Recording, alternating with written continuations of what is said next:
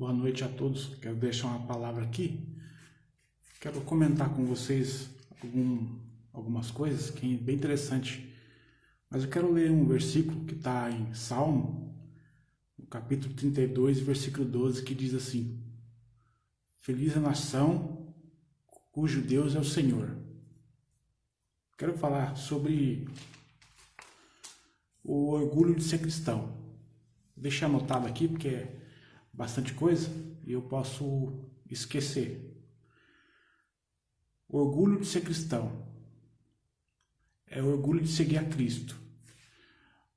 Mesmo com as nossas fraquezas, com os nossos limites, os cristãos se esforçam para estar seguindo a Cristo, mesmo que seja difícil.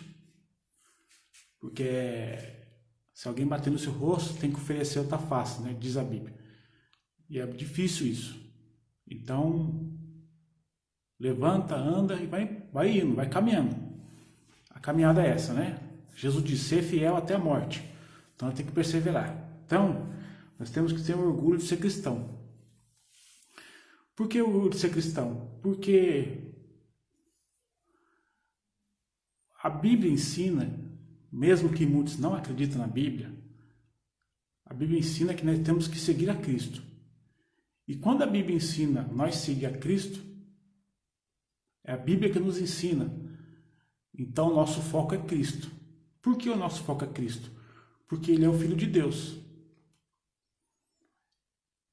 Ele é o Filho de Deus. Então, se você tem Cristo, se você tem o Filho de Deus, você já tem a sua fé em Cristo, no Filho de Deus, e as outras coisas, as outras religiões para o cristianismo não interessa.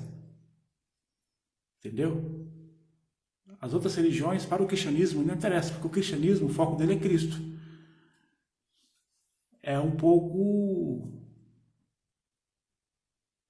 é pesado dizer isso, mas a realidade do cristão é essa. Vamos lá. O foco é Cristo e o cristão acredita na Bíblia. O cristão acredita na Bíblia. Se você pegar um livro de outras coisas, de outras filosofia, outros não sei o quê, não adianta, o cristão não acredita. Então, o orgulho do cristão é esse. E o foco dele é Jesus, e mais nada. Mesmo que isso defronte muitas coisas, o cristão... Por isso que as pessoas falam que o cristão é assim, né? Os olhos só olha de um lado, não olha do redor, porque ele aprendeu isso. Não é que fizeram lavagem cerebral em nós. É que você estudando a Escritura, que é a Bíblia, você aprende todas as coisas. E a Escritura, ela ensina o passado, a criação. A Escritura revela o presente que está acontecendo agora, que já foi falado que ia acontecer. E a Escritura revela o futuro. Então, você tem a Escritura que tem o passado, o presente e o futuro, e tem o alicerce, que é Cristo, o Filho de Deus. Cristo mudou a história. Antes de Cristo, depois de Cristo. Se você for em Jerusalém, você não vai achar o corpo dele, já ressuscitou, não está lá mais. E as outras crenças crê nos seus deuses, nos seus dogmas, nos seus credos, mas é uma coisa assim, como é que eu posso dizer? Nem vou dizer nada, né? Porque nós temos que respeitar a religião do próximo. Nem vou dizer nada. Então, o foco é a Bíblia, a Escritura e Jesus. Então, isso nos dá uma grande certeza. Não só a certeza, mas a convicção do que o cristianismo é algo que foi deixado por Deus. Ah, mas as outras religiões não são? Não conheço as outras religiões, não sei o ensinamento, apenas estou falando de Cristo. Vamos lá, o segundo orgulho.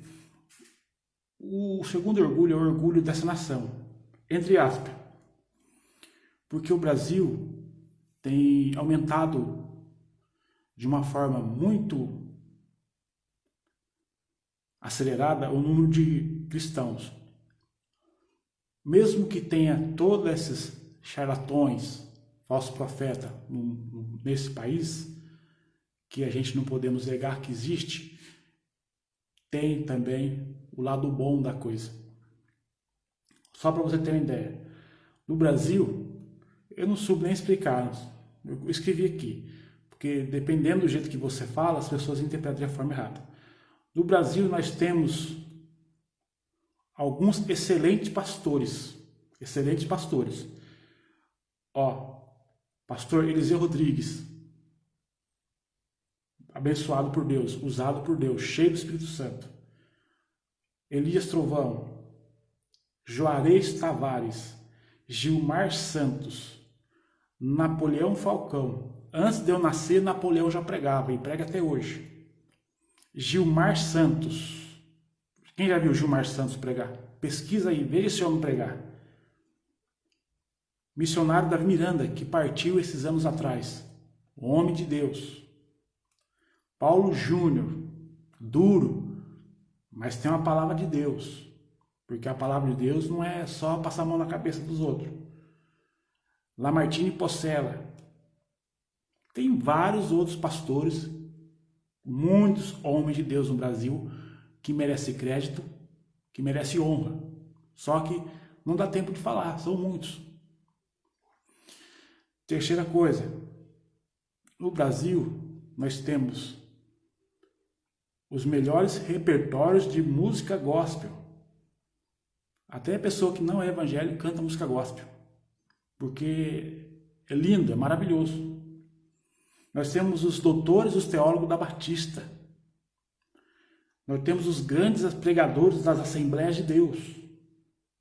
Nós temos os melhores músicos da CCB, Cristã do Brasil. E os maiores exorcistas da Deus de Amor. O que nos falta? E em meio a todas essas coisas que estou dizendo, vamos voltar agora. Infelizmente, também no Brasil tem muitos falsos profetas, charlatões, falsos pastores, falsos irmãos. Tem tudo isso aí.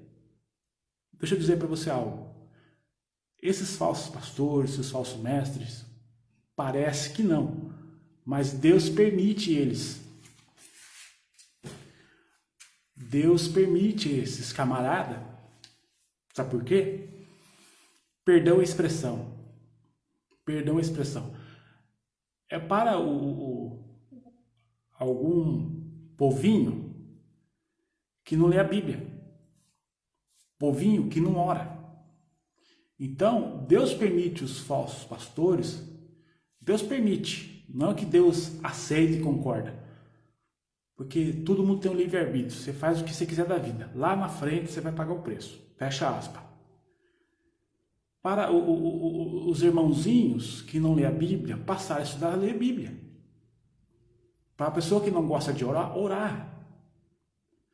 Porque quando o povinho que é cego, que são guiados por outros cegos, estão com os olhos tampados, se eles não orar, se eles não se humilhar para Deus, não pedir para Deus misericórdia, eles vão ser conduzidos por esses homens até morrer. Então, Deus requer de nós um certo conhecimento mais profundo, um certo conhecimento mais amplo, não ficar só num foquinho, não ficar só numa coisa. Deus quer abrir nossa mente para nós entender mais coisas. Então, Deus permite os falsos pastores para que as pessoas que estão lá sendo conduzidas por eles abram os olhos. Mas eles não querem abrir os olhos, eles querem ficar naquela mesmice, sempre dando ali as suas ofertas, seus dízimos para esses camaradas. Então, se esforce, você que está me ouvindo nesse vídeo, se esforce. Ore a Deus, busca a Deus, peça direção, estude a Bíblia. Estude a Bíblia. Põe uma lupa, estuda a Bíblia para Deus abrir seu entendimento. Não, muitas pessoas vão morrer naquela situação ali. Não cresce espiritualmente, não evolui espiritualmente, porque está preso, né? Então, o Brasil, ao mesmo tempo que é abençoado, Ao mesmo tempo que o Brasil está sendo abençoado, ao mesmo tempo o Brasil está com maldição. Por que está com a maldição? Escute só. Nós acabamos de ler o Salmo 32:12. Feliz é a nação cujo Deus é o Senhor. Qual Senhor? Jesus. Porque Jesus, ele é Deus, né? Ele foi um homem que andou aqui, muitos falam que foi um homem inteligente, que usava a mente, coisa e tal. Ele é o Filho de Deus. E a Bíblia diz que Jesus diz, eu e o Pai somos um. Então, esse Senhor é Jesus.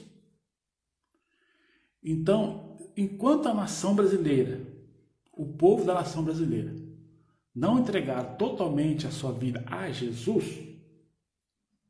não a religião, não a igreja evangélica, não a ser um frequentador de igreja, mas ser um cristão, entregar sua vida a Jesus, o Brasil vai continuar nas maldições. Corrupção, morte, violência, tudo isso, quando o povo se afasta de Deus, Deus permite o mal para destruir. Tá entendendo?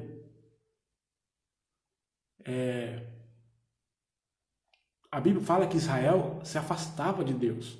E quando Israel se afastava de Deus, Deus permitia a Babilônia vir, os povos inimigos destruir tudo, porque eles viraram o rosto para Deus. E tem uma passagem na Bíblia que fala assim, 1000 cairão a teu lado, 10.000 à tua direita, e tu não será atingido, porque você está guardando a palavra de Deus. Então, nós que somos cristãos, nós temos que, ao mesmo tempo que nós ficamos tristes com a situação do Brasil, né? Feitas essas coisas, mas ao mesmo tempo a gente se alegra, porque no meio de tantos esses falsos profetas, também tem se levantado homens e mulheres de Deus que têm compromisso com Deus. E esses homens sempre vai existir. Se daqui 15 anos esses homens que eu falei agora não existir mais, Deus vai levantar outros. E você que está me ouvindo, você pode ser um deles. Se você entregar sua vida a Jesus e obedecer a palavra de Deus. Amém? Boa noite. Fica com Deus, a paz do Senhor Jesus.